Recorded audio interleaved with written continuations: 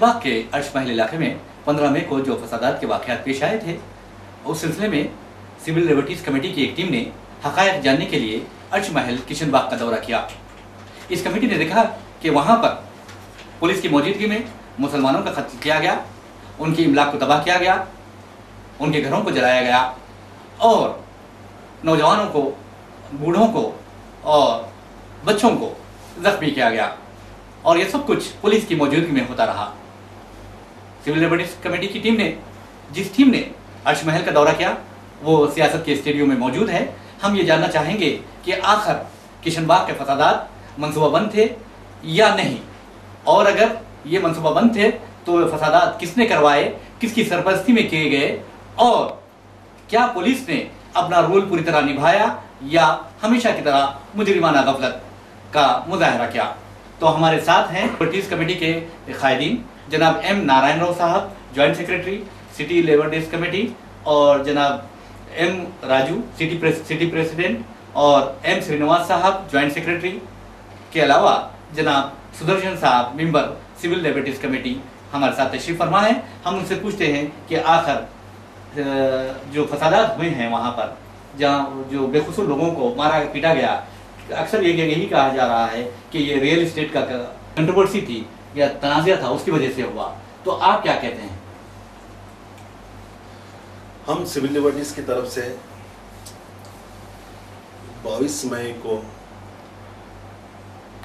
वहाँ पर जाना हुआ। वहाँ पर जाकर हम लोग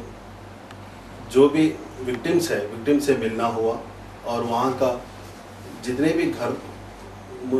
मुस्लिम माइनॉरिटी भाइयों के घर हैं, वहाँ पे हालात का हम मालूम करने के लिए गए हम लोग। और हमारे टीम के पूरे 12 लोग जब सुबह 10:30 बजे वहाँ पे पहुँचे, तो चुना कि हम लोग इस मामले में बहुत ही सीरियस से स्टडी कर रहे थे। तो हमने वहाँ पे जाने के बाद हमने देखा कि कुछ 8 से 10 मुस्लिम घर जले हुए थे, वहाँ का सामान लूटा हुआ था। कुछ मुस्लिम माइनॉरिटी के जो शॉप्स थे, जो दुकानें थी, वो दुकानों पे भी हमला हुआ।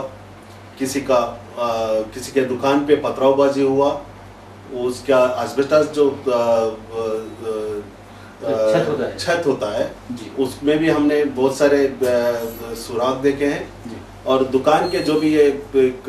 चीज़ें, दुकान में चीज़ें रख लेने वाली जो सामान, जो अलमारी जैसी होती है, उसको भी तोड़ा गया। और ये सब सुबह 6:15 से 9 बजे पुलिस आने तक होता रहा। और ये सब के जो जिम्मेदार है, ये सब करने के जो जिम्मेदार है, वहाँ के बाजू के एक इलाके में रहने वाले सिख लोग इस हमलों के लिए उनके रिस्पॉन्सिबल है, जो कि ये गरीब मुस्लिम माइनॉरिटी के घरों पे गिरकर उनको मारे हैं और उनके घर लूटे हैं और उनके दुकान वगैरह लूटे गए। हमारे नोटिस में इसकी वजह जब हम जानने की कोशिश की, तो हमें ये मालूम हुआ, वहाँ के लोगों से ये मालूम हुआ कि इससे पहले भी 2004 दिसंबर में एक बार ऐसे ही कम्युनल ऐसे ही एक बार हमला हुआ। वो हमले में एक मोहम्मद अफजल नाम के एक शख्स को मार दिया गया। और ये पूरे 2010 दिसंबर से 2014 अभी मई 14 की सुबह तक ये जो वहाँ का ये जो प्रॉब्लम था, ये प्रॉब्लम जहाँ तक हम लोग ऑब्जर्व करें या हमारे नज़र में जो प्रॉब्लम आया है, वहाँ पे एक वक्फ का जो लैंड है, वो लैंड में सिख लोग अपने घर बना के रह रहे हैं। और दूसरी तरफ कुछ मुस्लिम माइनॉरिटी गरीब लोग कुछ घर बनाकर वो लोग उनकी जगह पे वो लोग रह रहे हैं। तो ये दो कम्युनिटी के बीच में जो ओपन लैंड है, ये ओपन लैंड में एक सिख लोग अपना एक रिलीजियस फ्लैग वहाँ पे रखा हुआ है। तो ये सिख लोग का मानना है कि ये जो ओपन लैंड, ये जो लैंड है, वो हमारे गुरुद्वारे का या नहीं तो रिलीजियस का लैंड ऐसा वो लोग समझ रहे हैं। और ये जो रिलीजियस फ्लैग का ये जो मसला है, ये मसला तो दिसंबर 4 में भी था, और ये मसला दिसंबर अभी ये जो मई 14 तक भी वही मसले के नाम से ये झगड़े फसाद ये उसके नाम से शुरू हो रहे हैं। तो अगर 2010 दिसंबर में जो हादसा हुआ, वो हादसे के बाद अगर पुलिस ठीक से उसको सुलझाने की अगर कोशिश करती तो शायद ये मामला यहाँ तक नहीं आता। तो जब ये 14 मई का जो हादसा है, जो सुबह कुछ सिख लोग मुस्लिम घरों पे गिरकर हमला करे और जो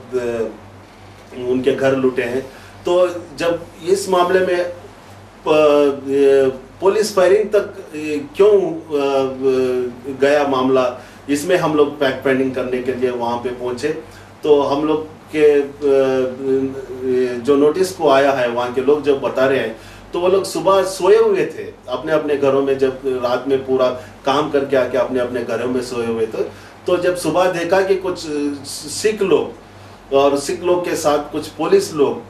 उनके साथ में थे, वो घरों पे गए और कुछ के घरों के दरवाजों को वो खटखटाया, और जब दरवाजे खुले तो घर में गए और घर में जाके जैसे सोए हुए लोगों के ऊपर हमला किया गया। तो वो जब सिख लोगों को ये यहाँ पे जो हिंदुस्तान में वो लोगों को तलवार रखने की जो इजाज़त है, वो तलवार का वो लोग गलत इस्तेमाल करते हुए उनको बेरहमी से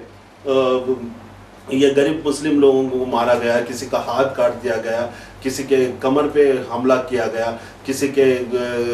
जो वो लोग अपनी रोजगारी के लिए जो अपने खुद के ऑटो है, उनके ऑटों के आईने फोड़ दिए गए, और उनके ऑटों के सीटां फाड़ दिए गए। तो ऐसे हरकतों को वो लोग, ऐसे इंसिडेंट्स को लोग इंडल्ज करके वहाँ पे हल्ला गल्ला करने के बाद खुद ही लोग पुलिस को फ़ोन किया है, राजेंद्र नगर पुलिस को, वही खुद ही लोग सिख लोग ही पुलिस स्टेशन को फ़ोन। अच्छा नारायण साहब, जिस तरह आपने बताया कि सुबह 6 बजे से ये कार्रवाई शुरू हो चुकी थी, लड़ाई झगड़ा शुरू हो चुका था, और ये 9:30 बजे तक ये जारी रहा, तो क्या उस दरमियान पुलिस कुछ नहीं कर पाई? जब पुलिस का कहना है कि वो लोग 6:15 को एक सिख के कुछ बड़े लोग उनको फ़ोन किए थे, वो लोग फ़ोन रिसीव करने के बाद उन्होंने और उनके साथ कुशल कर जो SHO राजेंद्र नगर के हैं, उनके साथ में मुत्यम रेड्डी जो वहाँ के ACP है, दोनों मिलकर यहाँ पे प्रेमिसेस के वहाँ पे जो स्पॉट है जहाँ पे झगड़ा फसाद हुआ है, वहाँ पे वो लोग आए थे। वो लोग वहाँ पे आने के बाद वो लोग बता रहे थे कि वो लोग देखे कि एक जो सिख रिलीजियस फ्लैग है वो कुछ जला हुआ है, और कुछ लोग सिख लोग वहाँ पे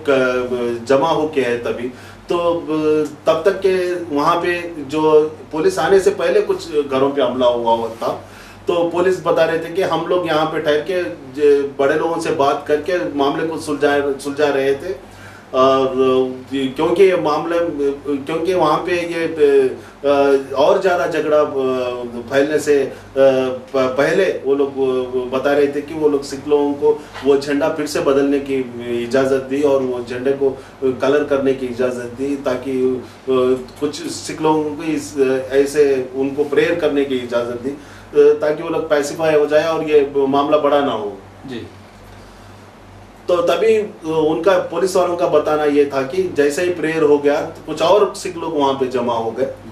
और ये सिख लोगों की तादाद देखकर, और क्योंकि पुलिस वालों के साथ सिख लोगों को देखकर कुछ मुस्लिम माइनॉरिटी के लोग भी अपने अपने घरों से बाहर आके वहाँ पे देख रहे थे कि क्या हो रहा है, क्या पुलिस वाले क्या कर रहे हैं वगैरह। तो जब इधर से भी लोग आना शुरू हुए और उधर से कुछ सिख लोग वहाँ दूर से आना शुरू हुए, तो वहाँ पे पुलिस वालों का बताना यह है कि हमारे पास फोर्सेस नहीं थे, इसलिए हम लोग कुछ नहीं कर सके।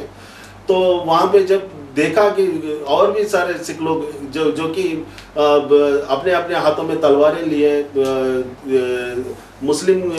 घरों की तरफ आ रहे हैं, तो ये सिख लोग थोड़ा अपनी नाराजगी जताने के ऐसे कुछ पत्थरे फेंके हैं उनके ऊपर। तो फिर अब क्या उनके पास क्या पुलिस वहाँ पहुंची, जिस तरह आप पहले भी बता रहे थे कि पुलिस वहाँ पहुंची थी, और जो सिख नौजवान जो बाहर से भी आए थे वो तशद्दुद पर जब उतर आए तो वहाँ पर हवा में फायर करके या फायर की वार्निंग देते हुए उन्हें मुंतशिर किया जा सकता था, डिस्पर्स किया जा सकता था, लेकिन ऐसा नहीं किया गया। तो क्या सवाल ये पैदा होता है कि हिंदुस्तान में, खासतौर से हैदराबाद में जो कि एक अहम शहर बन गया है तेलंगाना और आंध्रा की तकसीम के बाद, तो वहाँ पर पुलिस का बगैर हथियार पहुँचना क्या ये कानून के साथ मजाक या खिलवाड़ नहीं है? तो वो तो बता रहे थे कि पुलिस वाले तो बता रहे थे कि वैसा हमारा इतना बड़ा होता बोल के हमको भी पता नहीं था, क्योंकि हम लोग जाके वहाँ पे हालात का they said that they went to assess the situation, so they went with the minimum forces, minimum policemen available with them. उनके साथ जितने भी हो सकते थे वो उनका बताना था कि हम लोग इमीडिएट वहाँ पहुँचना जरूरी था, इसलिए हम लोग वहाँ पे पहुँच गए। जो भी लोग हमारे साथ थे उनको साथ में लेके पहुँच गए, लेकिन जब वहाँ पे हालात देखे तो हम लोग को भी समझ में आया कि ये हम जो है हम लोग उसको रोक नहीं पाएंगे, इसलिए आजा दूसरे पुलिस फोर्सेस को बुलाना जरूरी समझा। दूसरे पुलिस वहाँ पे जो नज़दीक में BSF के जो प्लेटून्स थे वो प्लेटून्स को समन करके बुलाया गया। अच्छा, तो जब BSF के प्लेटून को बुलाया गया तो क्या जब उस वक्त फायरिंग करने के लिए बुलाया गया था या किसी और बात या अमन कायम करने के लिए बुलाया गया था? ये आप क्या कहते हैं इस बारे में? What is your opinion about that? तो हम लोग जब देखे हैं कि जो कि तब तक के लिए तो ये मुस्लिम माइनॉरिटी जो उनके घर लूटे गए थे, तो ये बात उनके पूरे एरिया में पहुंच गई होती। अच्छा, तो तकरीबन अगर ये क्या हो रहा है बोल के तकरीबन लोग वहाँ से घरों से बाहर आके जब ये स्पॉट के यहाँ करीब आए वो लोग जी, तो वहाँ आने के बाद वो लोग देखे कि कुछ पुलिस लोग हैं और कुछ सरदार लोग हैं। अगर सरदार लोग वहाँ पे सरदार लोग हैं जो बड़ी तादाद में है और अपने हाथों में तलवारें लेके खड़े हुए, तो ये मुस्लिम माइनॉरिटी के हाथों में तो कुछ नहीं था, ऐसा कुछ उनका इरादा भी नहीं था कि जाके लड़े या कुछ करे। तो वो लोग तो खाली हालात वहाँ पे वो सिचुएशन में वो क्या हो रहा बोल के ऐसा देखने के लिए आए थे बस। तो तभी जब देखा कि वो पुलिस वाले हैं और कुछ और भी सरदार लोग इनके घरों की तरफ आ रहे हैं, तो ये पथरावबाजी के लिए शुरू किया है, जो कि अपने डिफेंस के लिए शायद हो सकता है डिफेंस में ये किया होगा। जब पथरावबाजी किया है तो पुलिस वालों को जब लगा कि अभी वो सेंट्रल फोर्सेस को BSF फोर्सेस को समन किया है, वो लोगों को बुलवाए। बुलाने के बाद जब पथरावबाजी जारी रही तो जहाँ तक हमारे फैक्ट फाइंडिंग में हमको मालूम हुआ है कि नज़दीक के पुलिस स्टेशन, साइबराबाद के जो भी नज़दीक के पुलिस स्टेशन के DCP लोग हैं या ACP लोग हैं वो भी वहाँ पे उनके फोर्सेस के साथ आए हुए थे। तो ये जो पथरावबाजी के कुछ पत्थर एक दो पुलिस ऑफिशियल्स को लगे हैं, उसकी वजह से उनको जख्म हुआ है। तो तभी कोई पुलिस ऑफिसर फायरिंग के ऑर्डर भी दिए होंगे, जो कि जॉइंट कमिश्नर साइबराबाद हो सकते हैं, उन्होंने फायरिंग के लिए ऑर्डर किया हुआ है। उसके बाद में ये सेंट्रल रिजर्व जो BSF प्लेटून जो है वो लोग फायरिंग किया हुआ है। तो क्या ये फायरिंग क्या जो किशनबाग के रहने वाले मुसलमान क्या हिंदुस्तान के दुश्मन थे जो सिवाय उनके उठाए बंदूक उठाई और उनके सीने पर चला दी गई गोली, जबकि दूसरे लोग जो अशरार थे उनकी तरफ बंदूक की नालियां नहीं उन तक पहुंच सकी या उनकी तरफ उसका रुख नहीं गया बंदूक की नालियों का? तो ये क्या पुलिस की और BSF की जानिबदारी नहीं है कि आप जो लोग मुतासिर हैं, जो मर रहे हैं, जो कट रहे हैं, जिनके घर जलाए जा रहे हैं, उन पर गोली चला रहे हैं, और जो गोली जो इस ऐसी सूरत-ए-हाल पैदा कर रहा है उसको तो छोड़ दिया जा रहा है? क्या ये पुलिस की तासुब या पुलिस की जानिबदारी या पार्शियलिटी नहीं है? सिविल लिबर्टी के व्यू से अगर देखा जाए जी, सिविल लिबर्टी के व्यू से अगर देखा जाए तो एक बात तो है, रैपिड एक्शन फोर्स या कम्युनल रेड्स में डील करने वाली पुलिस हमारे यहाँ होते हुए भी BSF को बुलाना गलत है। अच्छा, जो कि बॉर्डर पे तैनात रहने वाली जो फोर्स है वो फोर्स को ऐसे सेंसिटिव या नहीं तो इतने नाजुक मामलों में वो लोगों को बुलाना ही गलत है। एक तो ये सेंसिटिव मसला था, ये बहुत सेंसिटिव मसला था, जो कि थोड़ा पेशेंस से अगर पुलिस वाले चाहते तो उसको उसको अच्छी तरीके से उसका सोल्यूशन भी ला सकते हैं। यानी आप ये कहना चाह रहे हैं कि इस मसले को बड़े आसानी से हल किया जा सकता है, सेटल किया जा सकता है, लोगों को, सीनियर सिटीजन को बिठा के हल किया जा सकता है। और ये दोनों माइनॉरिटीज जो हैं उनमें ऐसी कोई गलतफहमी भी नहीं हो सकती थी जी, तो हल किया जा सकता था। लेकिन यहाँ पे जो पुलिस वाले हैं, जो हमारे पॉइंट ऑफ व्यू से हमको ये लगता है कि जब पतरमबाजी हो रही थी या पतरमबाजी होते वक्त पुलिस लोग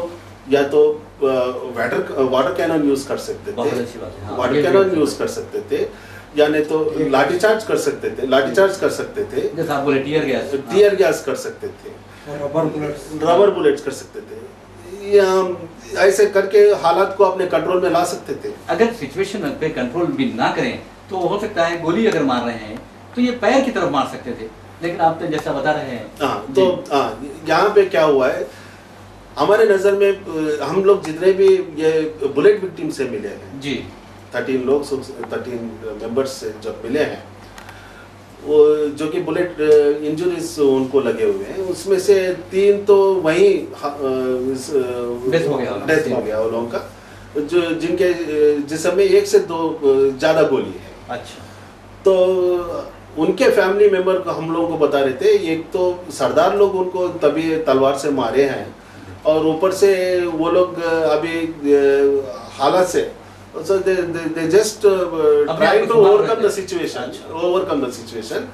तभी पुलिस का बुलेट आके लगना शुरू हुआ। तो 3 लोग जो कि जिसमें एक मोहम्मद फरीब है जो कि कैब ड्राइवर के ऐसा काम करते हैं, उनका ये 25 को शादी होने वाली थी, मई 25 को शादी होने। जो विक्टिम्स थे या जो मर गए हैं पुलिस की फायरिंग से, उसमें एक ऐसा भी नौजवान था जिसकी शादी होने वाली थी, मोहम्मद वाजिद, जिसका ये 25 को मई 25 को शादी होने वाली थी। ये 14 मई 14 की सुबह को ये हादसा हुआ। तो और उसमें एक फरीद नाम के एक है जो कि 4 महीने पहले शादी हुई थी उनकी जी, और एक शुजाउद्दीन खातिब साहब है जी। तो शुजाउद्दीन खातिब साहब के फैमिली में जो अभी हम लोग शुरू में जिक्र किए थे, एक मोहम्मद अफजल का जिक्र जो हुआ था, वो शुजाउद्दीन खातिब साहब के बहनों ही साथ थे। अच्छा, ब्रदर इल्ला थे। उन्होंने 2004 दिसंबर में सिख राइट्स में उनका वही कम्युनल राइट्स में उनका इंतकाल हो गया था। अभी एक ही घर से ये 2 का इंतकाल हो गया। वो घर के हालात तो अभी ऐसे हैं कि उनके घर में जो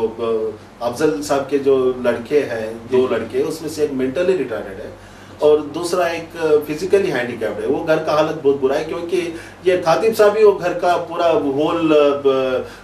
ब्रेड अर्नर थे वो लोग। अच्छा, तो यानी पर जो शुजाउद्दीन खातिब साहब थे, उन्होंने ना सिर्फ अपने बच्चों की तरबियत और अपने बच्चों की निगहदाश्त कर रहे थे, बल्कि अपने बहन के बच्चों की भी तरबियत कर रहे थे। आपने बताया कि उसमें एक मेंटल रिटार्डेड या ज़हनी तौर पर माजूर बच्चा है और दूसरा फिजिकली या जिस्मानी तौर पर माजूर है, और वो घर का बहुत बुरा हाल है। तो सिविल लिबर्टीज क्या मैं समझता हूँ क्या कुछ उनकी मदद करेगी या हुकूमत को तवज्जो दिलाएगी? हम गवर्नमेंट से ये डिमांड कर रहे हैं कि ये जो 6 लाख रुपए इनको लिए दिए हैं, ये बस नहीं होते उनके। जी, वो फैमिली के लिए यानी ये तीनों फैमिली भी बड़े फैमिली से है, जो कि वाजिद के जो और भी 2 भाई हैं और 3 बहनें हैं, उनकी शादी करनी है। तो ये गरीब घर के लोग हैं जो कि रोज ऑटो चला के या कैब ड्राइविंग में या तो डेली वेजेस पे काम कर रहे हैं, यानी रोज कमा के रोज खाने वाले हैं। तो हम लोग ये डिमांड कर रहे हैं कि ये जो तीनों भी जो वहाँ पे हादसे में जो मर गए हैं उनके लिए एक 10 लाख का कॉम्पनसेशन हमने डिमांड किया हुआ है, और तीनों घर के फैमिली मेंबर्स के लिए जो भी सर्वाइवल मेंबर्स हैं उनमें ये सरकारी नौकरी का भी एक हम लोग डिमांड कर रहे हैं। जी। और एक भी है जो बच्चे मर गए, जो फैमिली मेंबर्स हैं उन लोगों को पूरा उनको रेजिडेंशियल स्कूल्स में, गवर्नमेंट रेजिडेंशियल स्कूल में उसका पढ़ाई एडमिशन खर्चा उसका पूरा। हाँ, ये बहुत अच्छी बात बताई आपने कि जो लोग इन फसादात में मारे गए हैं उनके बच्चों को या उनके रिश्तेदारों को, जो करीबी रिश्तेदार हैं, खूनी रिश्तेदार हैं, उनको सरकारी के अकामती स्कूल्स में यानी रेसिडेंशियल स्कूल्स में तालीम दी जाने की सिविल लिबर्टीज़ कमेटी मुतालिबा कर रही है। और हुकूमत से सिविल लिबर्टीज़ कमेटी का ये भी मुतालिबा है कि जो लोग मर चुके हैं उनके वर्सा को फीकस 6 लाख रुपए जो दिए गए हैं वो बिल्कुल नाकाफ़ी है। गैर मुनासिब रकम है, अगर दी जाए तो 10 लाख से ज़्यादा रकम दी जाए तो इनका कुछ भला हो सकता है। वरना जिस तरह शुजाउद्दीन खतीब साहब के अरकान ख़ानदान हैं, छोटे छोटे मासूम बच्चे हैं, वहाँ नौजवान लड़कियाँ भी हैं और 13 साल 12 साल की कई बच्चियाँ हैं। हो सकता है कि आइंदा उनकी तालीम पर खर्च आएगा, उनकी शादी ब्याह का मामला है और शुजाउद्दीन खतीब साहब खुद वहाँ वाहिद आदमी थे जो कमाने वाले, तो उनकी भी मदद हो जाए। तो सिविल लिबर्टीज़ कमेटी का ये भी मुतालिबा बहुत अच्छा मुतालिबा है और ये बिल्कुल इंसानी बुनियादों पर किया गया है। अभी 50,000 डिक्लेयर कर दिया मगर उसके पास नहीं पहुंचा अभी तक। अच्छा, वो भी गवर्नमेंट जल्दी उसको करे। तो ये सिविल लिबर्टीज़ कमेटी गवर्नमेंट से ये भी मुतालिबा करती है कि जो जख्मियों को 50,000 रुपये का ऐलान किया गया था, मुआवजे का किया, कंपनसेशन का, वो भी अब तक जारी नहीं किया गया, उसे भी जारी किया जाए ताकि जख्मियों को राहत मिल सके कुछ। तो हम स्टेडियम में ये और एक सवाल करते हैं कि जिस तरह पुलिस का रोल रहा है, सिविल लिबर्टीज़ कमेटी जो हमेशा बिला लिहाज मजहब मिलत, ना कभी किसी का मजहब देखती है, ना किसी के रंग, किसी की ज़ात, किसी की जात पात से दूर होकर ये अपना काम करती है सिविल लिबर्टीज़ कमेटी, सिर्फ इंसानी बुनियादों पर। तो आप ये जो किशन बाग का वाक़या हुआ है उस बारे में, पुलिस का जो रोल है उस बारे में आप क्या कहेंगे? तो हम लोग ने अभी बताया कि पुलिस का जो रोल रहा है जी, वो लोग चाहते तो उसको पीसफुली सेटल कर सकते थे जी। नहीं, जिस तरह आप देखिए किसी विक्टिम को लेके जा रहे हैं, वो जख्मी हो चुका है, उस पर फिर हमला हो रहा है, ये भी पुलिस की मौजूदगी में हो रहा है। बाज़ वाक़यात ऐसे भी लोग वहाँ के सुनाए कि उन्हें मारा जा रहा था तो पुलिस वाले जो अशरार से कह रहे थे कि अब बस करो, जाने दो। तो क्या ये पुलिस की मौजूदगी में सब कुछ होता रहा? तो कहीं ना कहीं पुलिस का कसूर नहीं है इसमें? हाँ, हमारे नज़र में भी ये मामला आए हुए हैं। कुछ लोग बता रहे थे कि जब विक्टिम को ले जा रहे थे, पुलिस वाले कुछ लोग ले जा रहे थे, तभी सिख लोग उनके ऊपर फिर से वार करना, यानी तो उनको फिर से मारना, ऐसे हरकतें भी हुई हैं। और वहाँ पे हम लोग को लोकली जो लोग हैं वो लोग बता रहे थे कि जो सुबह जो हादसा हुआ वो लोग पुलिस वालों के सामने ही वो सारा हादसा हुआ। जो पुलिस वाले हमको प्रोटेक्शन देने की ज़रूरत थी, जो लोग हमको प्रोटेक्ट करने की ज़रूरत थी, वही लोग सिख लोगों के साथ मिले हुए थे, ऐसा लोग बता रहे थे। वहाँ पे हमारे फैक्ट फाइंडिंग के नज़र में भी ये बातें आई हैं। बहरहाल ये मुस्लिम लोग पूरा गरीब है एकदम, सिख लोग तो डारिंग है। अच्छा, अमीर लोग है, ऐसा भी हो गया। अच्छा, यानी बहुत गरीब लोग हैं और यानी यहाँ बस ऐसा है कि जो गरीब है उसे दबाया जाए और सिविल लिबर्टीज़ कमेटी ये नहीं चाहती कि गरीबों को दबाया जाए या अमीरों को कुछ आगे किया जाए, वो तमाम से इंसाफ करना चाहती है बस। और ये एक बात और भी यहाँ लॉ ऑफ द लैंड के हिसाब से, अगर सिख लोगों को एक तलवार रखने की अगर उनको इजाज़त है तो उसको ठीक से इस्तेमाल होना चाहिए। ऐसा गलत इस्तेमाल तो यहाँ पे ये हादसे में वो लोग उस चीज़ को गलत इस्तेमाल किया, इनोसेंट लोगों के ऊपर इस्तेमाल किया है, किसी के हाथ काट दिया है, किसी के घर में घुस के उसी के बल पे, वो तलवारों के बल पे किसी के घरों में घुस के सोते हुए आदमियों को उठाकर किसी का हाथ काट दिया है, किसी को पीछे पीठ पे मारा हुआ है और किसी के पैर पे मारा हुआ है। यानी ज़ईफ लोगों को, बूढ़े लोगों को भी नहीं छोड़ा गया। तो ये लोग सिख लोग जब अपने को जो परमिटेड वो आम रखने की जो उनको इजाज़त है, अगर वो इजाज़त है तो ठीक है, वो उनकी जगह पे रहनी चाहिए। लेकिन जब पुलिस वाले यहाँ पे एंटर होने के बाद अगर ये लोग उसी तरीके से वही तलवारें लेके अगर पुलिस वालों के साथ में अगर जुड़े हैं, उनके साथ खड़े हैं, तो माइनॉरिटी कम्युनिटी के लोगों को तो यही लगेगा कि भाई ये लोग तो इनके साथ मिले हुए हैं। तो ये लोग इनके साथ जब मिले हुए हैं तो वो लोग जो अपने डिफेंस में, ये तो अपनी नाराजगी बताने के से अगर एक दो अगर पत्रमबाजी भी खड़े हैं तो उसका नतीजा ये ना हो कि बस उनको और कोने में करके उनके ऊपर गोलियां चला दें। तो ये बहुत सेंसिटिव इश्यू है। अगर ये लोग जब बीएसएफ के जवान वहां पे जाते हैं तो सिख लोगों को पहले उनको काबू में करनी चाहिए थी, या नहीं तो उनको उनके घरों से बाहर नया निकले ऐसा कुछ बंदोबस्त कर देना चाहिए था। लेकिन जब ये लोग बॉर्डर सिक्योरिटी फोर्स अगर वहां जाती है और वो भी जो लोग उनके साथ मिलके वहां पे वो लोग स्टेशन का मुआयना करती है, जो कि ऑलरेडी सुबह घरों पे ये लोग जो लोग सुबह घरों पे हमला करें उन्हीं के साथ अगर पुलिस वहां पे खड़ा हुआ अगर लोगों को दिखे तो लोग तो पत्रबाजी तो हाँ उनकी नाराजगी जताए। यहाँ ऐसा लग रहा है कि सिविल लिबर्टीज कमेटी जो फैक्ट फाइंडिंग कमेटी वहाँ का दौरा की थी उसका यही ख्याल है कि पुलिस का रोल मुश्तबा रहा है, यानी कुछ बात है सस्पिशियस रहा है वो। तो बहरहाल हम सियासत के स्टूडियो में आने पर आप सबका शुक्रिया अदा करते हैं और आप लोगों से यही ख्वाहिश करते हैं कि जिस तरह हमेशा आप लोगों ने एक मजलूमों की मदद की है उस खिदमत को जारी रखें। Thank you.